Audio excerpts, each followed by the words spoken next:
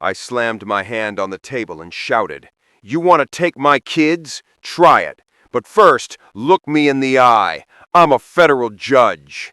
The room went silent. The HOA board froze. My neighbors stared in shock. Nobody expected me to say that. Nobody thought I'd fight back. But they had crossed a line. They weren't just fining me or harassing me about grass length or parking spots. This time, they were threatening my children. And this is the story of how I turned their threats into the biggest mistake they ever made. If your HOA ever threatened to take your kids, what would you do? Stay quiet and hope it blows over, or fight back with everything you have? Think about it and tell me in the comments. It started with a bright red notice pinned to my front door. HOA violation, $1,000 fine, child endangerment warning. My kids had been riding their bikes, laughing, playing, just being kids. But according to the HOA, they were a danger to community order. At first, I thought it had to be a mistake, but then the letters kept coming, followed by calls and threats. If this continues, we'll escalate to child services. We'll recommend custody review. Custody review? Over bike riding? I remember staring at that letter, my hand shaking, realizing this wasn't about safety. This was about control. And once you see that, you can't unsee it. Have you ever gotten a ridiculous fine from your HOA? Share it, because I guarantee someone else here has too. The truth is, the warning signs were already there. A mother fined because her son played basketball after 7. A father written up because his daughter dared to sell lemonade without HOA approval. A grandmother cited because her grandkids drew chalk art on the sidewalk. Families were being humiliated, fined, and threatened for letting their children be children. One night, my neighbor Sarah came to me in tears. She whispered, "They said if my kids play in the parking lot again, they'll call CPS."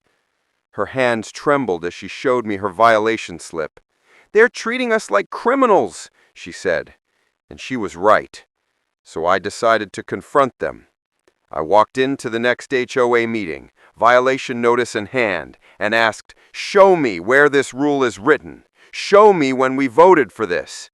The president leaned back in his chair, arms folded, wearing the smirk I'll never forget. "It's in the handbook," he said. "We updated it. We mailed notices." But no one had seen such a notice. His smirk only grew. "If you don't like it, maybe this community isn't safe for your children." That was it. That was the breaking point. This wasn't about kids on bikes. This was about power. And I wasn't about to back down. That night, my dining table disappeared under piles of papers. Every HOA handbook, every letter, every email I had. I knocked on doors, I spoke to neighbors, and one by one they handed me their own slips. A teenager punished for skateboarding. A toddler's toy car labeled unsightly clutter. A family fined because their kids laughed too loudly at the pool. And when I requested official HOA records, what I got back was laughable. Blank pages with no dates, no votes, no signatures. It wasn't just pettiness. It was fraud. Let me ask you, if you found out your HOA was hiding records, would you go public right away or gather more evidence first? So I decided to act. I called for a meeting, not theirs, ours.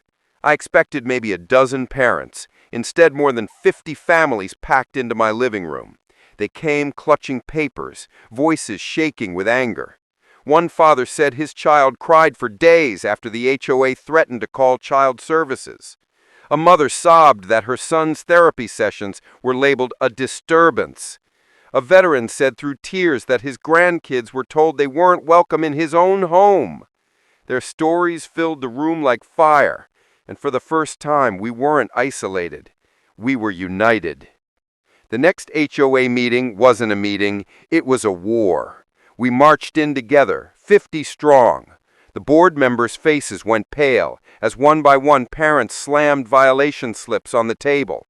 The gavel pounded, "Order! Order!" but there was no order left. Finally, I stood. My voice cut through the chaos. You don't own our kids. You don't own our families. And you sure as hell don't own me. I'm a federal judge, and this ends now. The room went silent. The smirk vanished from the president's face. For the first time, they looked scared. Word spread like wildfire.